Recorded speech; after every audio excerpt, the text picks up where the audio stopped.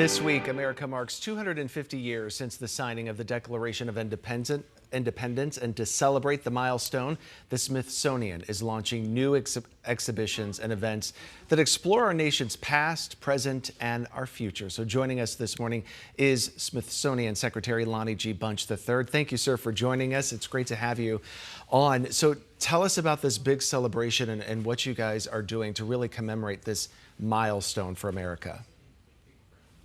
Well, we think it's important to use the 250th as a way to understand not just our history, but how that history continues to shape us to this day. So we've really created a series of exhibitions, almost all the museums of the Smithsonian, that look at America through the lens of history, of science, of art, of culture. And then what we've also tried to do is to make sure that, because millions of people won't get to the Smithsonian, we have a variety of digital offerings that will allow people to sort of engage with this history and culture from wherever they are. So ultimately, the Smithsonian believes that we are a reservoir that the public should dip into, using history and art and culture to understand itself. So our goal is to create exhibition, to create a conversation about who we once were, but also who we can become. So how would somebody be able to view this and to be able to be a part of this experience without coming to Washington, D.C.?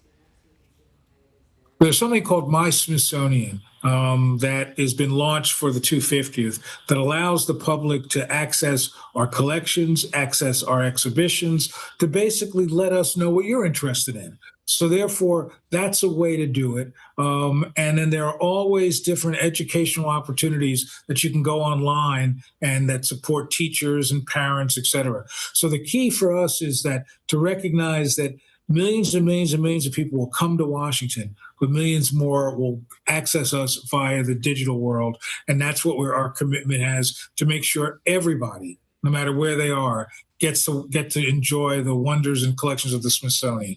How do you even begin to pick what's going to be in some of these new exhibitions? Because there's so much that really tell our history as a country. So you've got some options, you've got a lot to choose from. How do you even begin to decide this is what needs to tell the story and how the story is told? Well, crafting exhibitions is about scholarship and research. And so what happens is that you really recognize we have 155 million objects and specimens. So you sort of say, what are the themes you want to explore? For example, in the new exhibition called American Aspirations, we wanted to look at what Jefferson lays out as the pursuit of possibilities, the pursuit of fairness, the pursuit of freedom. So we took those themes and said, what are just a couple of objects that speak about those? So basically we said, well, if you're going to talk about Jefferson, talk about the desk that he wrote the Declaration of Independence on. So it's really making those decisions based on scholarship, but based on also what we know will appeal to the audience. It's remarkable when you go in person. I was just in Washington, D.C. and went through some of the museums there. Incredible. You guys just do phenomenal work. So if you haven't gone and you're in Arizona, you should make the trip. But it's good to know that people do have that option as well. Millions of people, they can enjoy it right from their home as well. Thank you, sir, for joining us today. We appreciate it, and happy 4th of July to you. Same to you. Thank you very much. Take care.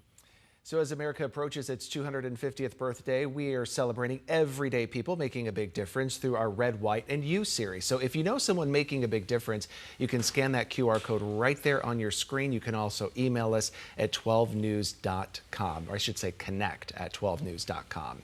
Here's a look at what's coming up in our next half hour.